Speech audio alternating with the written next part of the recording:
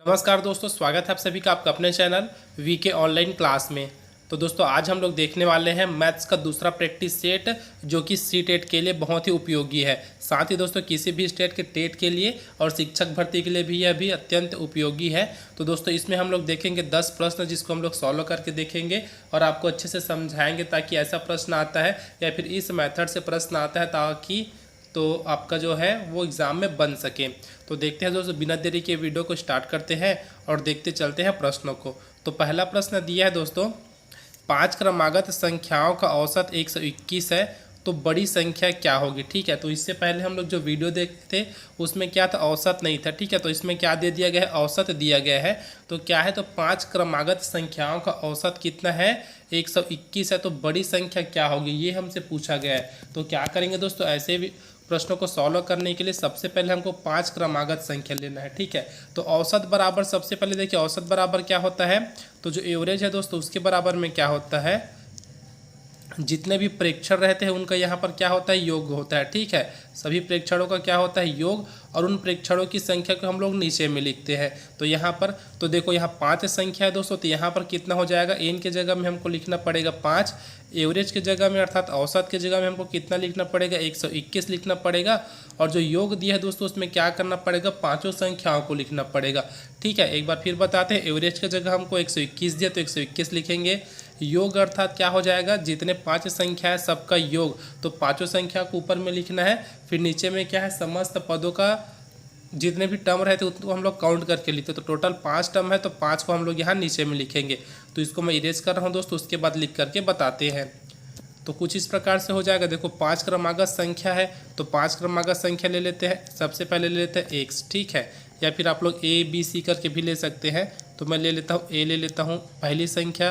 फिर क्या हो जाएगी, a+1, ठीक है। फिर क्या हो जाएगी दोस्तों, वैसी a+2, फिर a+3 और a+4। तो ये हम लोग ले लिए दोस्तों, टोटल 5 संख्या है। ठीक है, अब देखो कितनी हो गई, 1 2 3 4 5 संख्या। नीचे में कितना करेंगे, टोटल 5 है तो 5। बगल में हमारे पास क्या रहेगा दोस्तों, 121, तो इसको भी ले लिए 121, इतना हुआ। अब क्या करेंगे, तो इसका तिर्यक गुणा कर देते हैं। 121 का 5 के साथ गुणा कर देंगे। उसी प्रकार इसको भी जोड़ लेते हैं दोस्तों। कितना है, तो 5 बार a है तो 5a हो जाएगा। और उसके बाद जो संख्याएं हैं वो तो इन सबको आपस में हम लोग फिर जोड़ लेते हैं। तो 4 और 3 7, 7 2 9, 9 और 1 10। तो क्या हो जाएगा यहाँ, तो इसको फिर इरेज कर रहे हैं दोस्तों। ठीक, तो कुछ इस प्रकार से हो जाएगा ये 5a+10, फिर बराबर में क्या हो जाएगा, 121 गुणा 5। तो कर देते हैं दोस्तों, 5 का गुणा तो ये हो जाएगा 5 1 कम 5 और 5 दूनी 10, हासिल आएगा 1 और 5 1 कम 5 और 1 6, तो 605 ही हमको मिल जाएगा। अब क्या करना है, ये तो प्लस में है ना, इधर जाके क्या हो जाएगा, ये माइनस में हो जाएगा। ठीक है, तो कर देते हैं -10, इसको यहाँ से हटा देते हैं इस प्रकार से। तो घटाने के बाद कितना मिलेगा दोस्तों, 595, इतना हमको मिला। अब क्या करेंगे, यहाँ से कितना है दोस्तों, तो हमको a का मान निकालना है ना। तो पहले a बराबर ले लेते हैं, तो 5 को इसके बटे में कर देंगे तो कितना हो जाएगा, 5 1 कम 5 हो जाएगा। उसके बाद कितना हो जाएगा दोस्तों, 5 1 कम 5, अगर 9 को कटाते हैं तो यहाँ से बच जाएगा 4। अब ये हो जाएगा आपका 9 5 6 45 अर्थात 119। तो a का मान हमको कितना मिला है, 119। पूछा क्या गया है दोस्तों, तो सबसे बड़ी अर्थात बड़ी संख्या कौन सी है ये पूछा गया है। तो सबसे छोटी संख्या हमको क्या मिल गई यहाँ से, 119।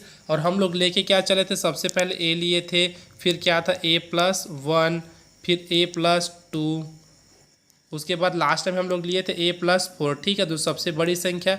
तो अगर दोस्तों मैं a का मान रख देता हूँ यहाँ पर 119, और उसमें अगर हम लोग 4 जोड़ देते हैं तो कितना हो जाएगा, 123 हो जाएगा। तो जो सबसे बड़ी संख्या दोस्तों क्या प्राप्त हो जाएगी, 123 यहाँ से प्राप्त हो जाएगी सबसे बड़ी संख्या। अगर इसी में पूछा जाता सबसे छोटी संख्या क्या है, तो 119 सबसे छोटी संख्या है। अगला प्रश्न देखते हैं।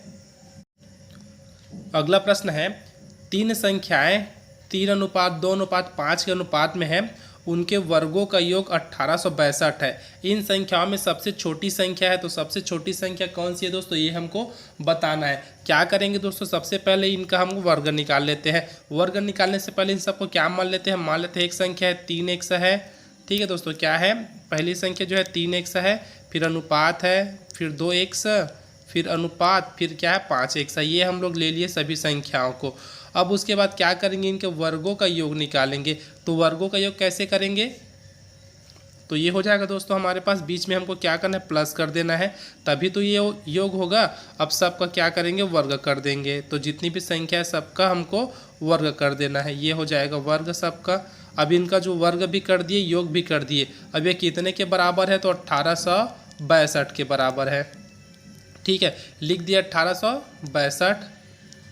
अब क्या करेंगे, इन सब को सॉल्व करेंगे। तो देखो दोस्तों, यहाँ 3 का वर्ग करेंगे तो हो जाएगा 9, यहाँ 2 का वर्ग करेंगे तो हो जाएगा 4, और 5 का वर्ग करेंगे तो हो जाएगा 25। तो लिख देते हैं 3 तिया 9, फिर क्या है दोस्तों 2 दूने 4, और 5 पंचे कितना हो जाएगा, 25 हो जाएगा ये।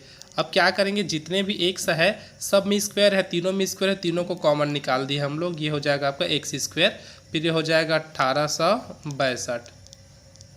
अब क्या करेंगे दोस्तों, इतना होने के बाद सबको जोड़ देते हैं। तो कितना हो जाएगा, 25 में अगर हम लोग 4 जोड़ते हैं दोस्तों तो हो जाएगा 29, और 29 में अगर हम लोग 9 जोड़ते हैं तो हमारे पास हो जाएगा 38। तो कितना हो जाएगा, ये हो जाएगा आपका 38। तो मैं इसको लिख देता हूँ एक्स स्क्वायर बराबर कितना, तो 1862 बटा 38। ठीक है, कितना लिख दिया, 1862 बटा 38 ये लिख दिए। अब यहाँ से टोटल कटा लेते हैं दोस्तों, कितने बार में ये कटता है। कितना मिल जाएगा दोस्तों, 49 मिलेगा। ठीक है, अर्थात एक्स स्क्वायर बराबर हमको कितना मिलेगा, एक्स स्क्वायर बराबर लिख लेते हैं 49 हमको प्राप्त हुआ है। अब इसको इरेज कर रहे हैं दोस्तों एक बार, फिर हमारा आंसर हमको प्राप्त हो जाएगा। ठीक है, तो इसको आप लोग ये वाला लाइन याद रखिएगा, कितना कितना लिखे हैं, 3x है, 2x है और 5x है। तो एक्स स्क्वायर बराबर कितना मिला हमको, 49 मिला है। तो ले लेते हैं दोस्तों एक्स स्क्वायर बराबर कितना मिला है, 49। तो एक्स का मान कितना हो जाएगा, तो एक्स बराबर हमको क्या मिलेगा दोस्तों, 7 मिलेगा ना, क्योंकि हम लोग क्या करेंगे, कुछ इस प्रकार से इसको लिख सकते हैं 49 को 7 × 7 करके, तो फिर हमको कितना मिलेगा, यहाँ से 7 मिलेगा। अब ये पूछा गया था सबसे छोटी संख्या क्या है, तो अपने पास क्या है, सबसे पहले 3x है, फिर उसके बाद क्या है 2x है, और अंत में क्या है 5x है। तो देखो दोस्तों, हमको क्या करना है, x का मान इन्हीं संख्याओं में रख के देखना है। तो अगर हम लोग 3 के साथ रखेंगे तो 7 × 21 हो जाएगा, 2 के साथ रखेंगे तो कितना हो जाएगा, 7 दूनी 14, और 5 के साथ रखेंगे तो हमारा हो जाएगा 35। तो हमारे पास सबसे छोटी संख्या कौन सी प्राप्त हो रही है, ऑप्शन बी अर्थात 14 हमको यहाँ से प्राप्त हो रही है। अगला प्रश्न देखते हैं। तीसरा प्रश्न है दोस्तों, जब किसी संख्या को 56 से भाग देते हैं तो शेष 29 प्राप्त होता है। ठीक है, क्या है, जब किसी संख्या को 56 से भाग देते हैं तो शेष हमको 29 प्राप्त होता है। यदि इसी संख्या को 8 से भाग दे तो शेषफल क्या प्राप्त होगा। तो हम क्या करेंगे दोस्तों, सबसे पहले देखो शेष कितना प्राप्त हो रहा है उसको आप लोग लिख लीजिए, 29 प्राप्त हो रहा है। अब उसके बाद क्या करेंगे, किसी उसी संख्या को अगर 8 से भाग देना हो या फिर किसी भी संख्या से भाग देना हो तो क्या करेंगे, उस संख्या को नीचे में लिख दीजिए। अब इसको कटा दीजिए, तो 8 × 8, 8 तिया होता है 24, 24 के बाद कितना बच रहा है, टोटल 5 यहाँ पर शेष बच रहा है, और यही जो 5 बच रहा है दोस्तों आपका आंसर हो जाएगा। तो ऑप्शन हमारा जो दूसरा है दोस्तों हमारा वो सही हो जाएगा। ठीक है, क्या करना है एक बार फिर बताता हूँ, पहले जितना भी शेष प्राप्त है उतने को आपको लिख लेना है। उसके बाद इसी संख्या को कितने से भी भाग दिया जाए, यहाँ पर 8 दिया तो 8 से भाग कर दिए, अगर कुछ दूसरा संख्या रहता तो फिर उससे भाग करते, और भाग करने के बाद जितना आपके पास शेष बचेगा वही इसका आंसर होगा। तो 5 यहाँ पर शेष बच रहा है, तो इसका आंसर क्या हो जाएगा दोस्तों, दूसरा ऑप्शन हो जाएगा। अगला प्रश्न देखते हैं दोस्तों, दो संख्याओं का गुणनफल 120 है, उनके वर्गों का योग 289 है, दोनों संख्याओं का अंतर ज्ञात कीजिए। ठीक है, क्या करेंगे दोस्तों, दो संख्याओं का गुणनफल अर्थात हम लोग ले लेते हैं कोई भी दो संख्या, जैसे मैं ले लेता हूँ a गुणा p, इसका मान हमको क्या दिया है, 120 दिया है। उसके बाद क्या दिया है दोस्तों, इनके वर्गों का योग, तो दोनों संख्याओं के वर्गों का योग दिया है। तो ले लेते हैं a स्क्वायर, क्या है दोस्तों, a स्क्वायर है और b स्क्वायर, ये हमको बोला गया प्रश्न में, ये कितना है 289 है, ये दिया गया है। तो हमको क्या ज्ञात करना है, इनके अंतर ज्ञात करना है, संख्याओं का अंतर, दोनों संख्याओं का अंतर कितना है, अर्थात हमको क्या ज्ञात करेंगे दोस्तों, a माइनस बी ज्ञात करेंगे। तो इसके लिए हम लोग क्या निकाल लेते हैं, a माइनस बी का होल स्क्वायर निकाल लेते हैं, फिर हमको प्राप्त हो जाएगा। तो a माइनस बी का होल स्क्वायर का फार्मूला क्या होता है, तो ये हमारे पास होता है दोस्तों a square plus b square minus 2ab। अब यहीं पर हमको मान रखना है, तो इतने का मान हमको दे दिया गया है। a प्लस बी स्क्वायर का मान कितना दिया, 289 दिया है, तो लिख देते हैं यहाँ पर 289।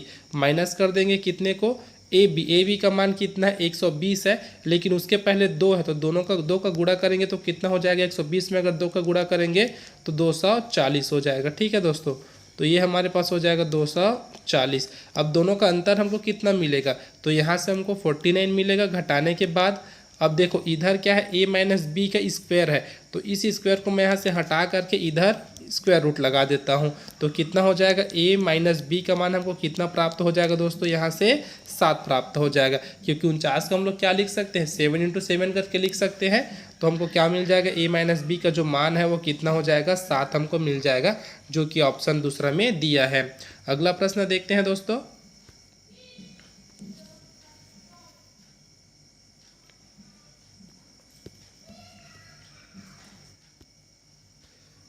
प्रश्न है दोस्तों, देख सकते हैं पूर्णांक है, तो हमको कुछ ऑप्शंस दिए गए हैं, यहाँ पर 4 ऑप्शन दिया गया है और बताना है इनमें से पूर्णांक कौन सी है। ठीक है, तो पहला में दिया है 1 2 3 4 5 करके दिया है, इनफाइनाइट तक दिया है। दूसरा में 0 1 2 3 ये दिया है। अगला दिया है माइनस में कुछ संख्या दिया है, कुछ संख्या प्लस में दिया है और 0 करके दिया है। ये क्या पूर्णांक है, या फिर ऑप्शन में अगला दिया है 1 3 5 7। तो देखो दोस्तों, सबसे पहले हमारे पास जो है 1 2 3, ये क्या है, क्रम से अल्टरनेट है, जिसको हम लोग गिनती में यूज़ करते हैं। तो ये जो हमारे पास क्या है, नेचुरल नंबर है, अर्थात प्राकृतिक संख्या है। अगला दिया है दोस्तों 0 के साथ दिया है 0 1 2 3 करके, तो ये हमारे पास क्या है दोस्तों, होल नंबर अर्थात पूर्ण संख्या है। अगला दिया है दोस्तों माइनस में दिया है 0 है और प्लस में, तो ये हमारे पास क्या हो जाएगा दोस्तों, इंटीजर हो जाएगा। ठीक है, इसी को हिंदी में क्या बोलते हैं, पूर्णांक बोला जाता है, पूर्णांक। ठीक है, ये क्या है दोस्तों, पूर्णांक है। तो हम लोग कैसे पहचानते हैं पूर्णांक को, जिसमें माइनस प्लस, माइनस वाला भाग रहे, प्लस वाला भाग रहे और 0 तीनों आपको साथ में दिखे, वो क्या होता है, पूर्णांक होता है। क्योंकि पूर्णांक को हम लोग 2 पार्ट में डिवाइड करके पढ़ते हैं, एक तो धनात्मक पूर्णांक होता है, दूसरा ऋणात्मक पूर्णांक होता है। तो ये हमारे पास आंसर क्या हो जाएगा दोस्तों, ऑप्शन तीसरा। और जो चौथा दिया है दोस्तों वो क्या है, 1 3 5 7 करके दिया है ना, ये ऑड नंबर है। ठीक है, अर्थात क्या है, विषम संख्या है, जो चौथा दिया है वो ऑप्शन। अगला प्रश्न देखते हैं दोस्तों, क्या है, सबसे छोटी विषम अभाज्य संख्या है। तो अभाज्य संख्या किसको बोला जाता है दोस्तों, जिसको हम लोग इंग्लिश में प्राइम नंबर के नाम से जानते हैं। तो ऐसी संख्या जो स्वयं से भाग जाती है और क्या होती है, 1 से भाग जाती है। ठीक है, अर्थात स्वयं से भाग जाती है और 1 से भाग जाती है, तो उस संख्या को हम लोग क्या बोलते हैं, अभाज्य संख्या। तो 1 को ना हम भाज्य में लेते हैं और ना ही अभाज्य में लेते हैं। अब देखो दोस्तों, यहाँ पर क्या है, 5 भी एक क्या है, अभाज्य संख्या है, 7 भी अभाज्य संख्या और 3 भी अभाज्य संख्या है। लेकिन ये बोला गया छोटी विषम अभाज्य संख्या कौन सी है, तो ऑप्शन दूसरा हमारा सही हो जाएगा, जिसमें दिया है 3। अगला प्रश्न है दोस्तों, यदि किसी टेलीफोन डायल के सभी संख्याओं को आपस में गुणा किया जाए तो परिणाम क्या प्राप्त होगा। ठीक है, अर्थात हमको पता है किसी टेलीफोन में या फिर जब लोग मोबाइल यूज़ करते हैं उसमें क्या रहता है दोस्तों, और बहुत सारे नंबर्स दिए रहते हैं जिससे हम लोग डायल करते हैं।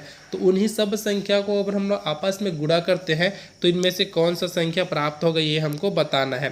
तो इसका जो आंसर है दोस्तों वो हो जाएगा ऑप्शन डी, इनमें से कोई नहीं। लेकिन आपको कमेंट बॉक्स में कमेंट करके बताना है कि वो संख्या कौन सी है, अगर हम लोग सभी नंबर को आपस में गुणा करें तो प्राप्त हो। अगला प्रश्न देखते हैं दोस्तों, 8वें नंबर का प्रश्न है, ये दिया है 6784 गुणा 784 धन 6784 गुणा 216 का मान होगा, इसका मान कितना होगा। ठीक है, बहुत आसान है दोस्तों, क्या करेंगे, आपको कॉमन निकालना आना चाहिए।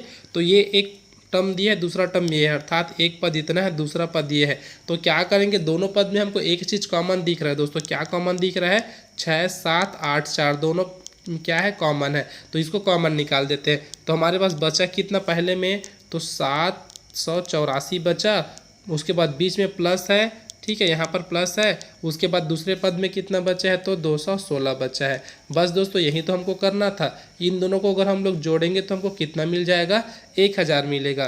तो क्या हो जाएगा, 7 6 7 8 4, और इसमें अगर हम लोग 1000 का गुणा कर दे तो कितना हो जाएगा, 3 जीरो इधर बढ़ जाएगा। ठीक है, इतना ही तो होगा ना, क्योंकि 1000 में कितने जीरो होते हैं, 3, और सामने में 1 होता है, तो एक का तो कोई मतलब नहीं है, 3 जीरो पीछे में लगा दिए, हमको हमारा आंसर मिल जाएगा। अब देख सकते हैं दोस्तों कौन सा है इसका आंसर, 6 7 8 4 जो कि ऑप्शन पहला में दिया है, उसके बाद 3 जीरो है, तो हमारा ऑप्शन जो पहला है वो हमारा आंसर हो जाएगा। अगला प्रश्न देखते हैं दोस्तों, ये क्या दिया है, इकाई अंक क्या होगा। ठीक है, ये हमको संख्या दिया गया है, बताना है इसमें से इकाई अंक क्या है। तो इकाई अंक क्या हो जाएगा दोस्तों, कभी भी इकाई अंक आपको निकालने के लिए दिया जाता है तो आपको करना क्या है, सबके इकाई अंक का मल्टीप्लाई कर दीजिए, अगर वो मल्टीप्लाई में है तब। हमको यहाँ पर सब क्या है, मल्टीप्लाई में दिया अर्थात गुणा के रूप में दिया है, तो क्या करेंगे, सबके इकाई अंक का गुणा कर देंगे।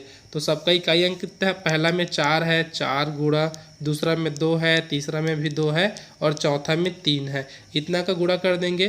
तो 4 तिया 12, 12 दूनी 24 और 24 तिया होता है दोस्तों आपका 72। ठीक है, इतना होता है। तो इकाई अंक ज्ञात करना था, तो ये वाला तो है ना इकाई अंक, तो कितना हो जाएगा, ऑप्शन पहला में जो दिया है वो सही हो जाएगा, अर्थात इसका इकाई अंक कितना होगा, 2। अगला प्रश्न है दोस्तों, और आज का हमारा अंतिम प्रश्न है। अब ये जो प्रश्न है दोस्तों, पिछले सीजन जो सी-टेट हुआ था दिसंबर 2022 में, उसमें हर शिफ्ट में ये वाला प्रश्न पूछा गया था, थोड़ा सा घुमा करके पूछा गया था, संख्याओं को बदल करके पूछा गया था, लेकिन हर शिफ्ट में ये प्रश्न पूछा गया था। खास करके पेपर फर्स्ट में संख्या 5 3 0 को आपस में मिलाकर 3 अंकों की कुल कितनी संख्याएं बनाई जा सकती है। आप लोग पिछले साल का क्वेश्चन देख सकते हैं दोस्तों, हर बार यह पूछा गया है। तो करना क्या है, हमको बोला गया है तीनों संख्याओं को मिलाकर 3 अंकों की, ठीक है, 3 अंकों की कुल कितनी संख्याएं बनाई जा सकती है। तो क्या हो जाएगा दोस्तों, इसका जो आंसर हो जाएगा, तो हम लोग बना करके देखते हैं। सबसे पहले ले लेते हैं हम लोग, इसी को ले लेते हैं 530, ये 3 अंक की एक संख्या हो जाएगी दोस्तों। ठीक है, उसके बाद क्या कर सकते हैं, इसको हम लोग लिख सकते हैं 503 लिख सकते हैं। दूसरा 2 तो हो गया, अगला है दोस्तों 350 लिख सकते हैं, और क्या लिख सकते हैं 305। और कोई संख्या बन सकती है क्या, अब बोलोगे सर 0 को सामने ले लेते हैं। ठीक है, तो चलो 0 को सामने ले लेते हैं, 553 कर देते हैं। तो इसको हम लोग क्या पढ़ेंगे, इसको आप लोग क्या पढ़ सकते हैं, सिर्फ 53 ही तो पढ़ेंगे ना, 53 पढ़ेंगे। लेकिन हमको क्या चाहिए, 3 अंकों की संख्या चाहिए, और जब इसको पढ़ेंगे तो सिर्फ 2 अंक का हो जाएगा ना, तो इसको हम लोग नहीं लेंगे, अर्थात हम लोग 0 को सामने में नहीं ले सकते। तो लेंगे तो किसको लेंगे, तो जिसमें 5 रहेगा और 3 रहेगा उसी को तो लेंगे, तभी तो उसका सार्थक अर्थ निकलेगा। इसका कोई सार्थक अर्थ नहीं निकल रहा। 3 अंक वाला आपको दिख रहा होगा कि 0 5 और 3 है, और हमको पता है अगर कोई भी संख्या उसके सामने में अगर 0 लगता है तो 0 का कोई वैल्यू नहीं रहता। तो इसमें कितनी संख्या बढ़ रही है दोस्तों, तो टोटल 4 संख्या यहाँ पर बढ़ रही है 3 अंकों की। लेकिन अगर यहीं पर कुछ दूसरा संख्या रहता दोस्तों, तो इसमें जो है नंबर बढ़ जाते। ठीक है, जैसे यहाँ पर 2 रहता, 1 रहता, 4 5 7 जो भी है, अगर ये सब रहते तो यहाँ पर जो 4 के जगह पर 6 लगभग आ जाते। तो आशा करता हूँ दोस्तों आज का वीडियो आपको हेल्पफुल लगा होगा, वीडियो में जो प्रश्न है आपको समझ में आया होगा। तो दोस्तों इसी प्रकार के और प्रश्नों को देखने के लिए हमारे चैनल को जरूर सब्सक्राइब कीजिएगा, साथ में बेल आइकन को प्रेस करना ना भूलिए, ताकि जैसे वीडियो अपलोड हो आपको नोटिफिकेशन मिल सके। अब मिलते हैं दोस्तों अगले वीडियो में, तब तक के लिए जय हिंद।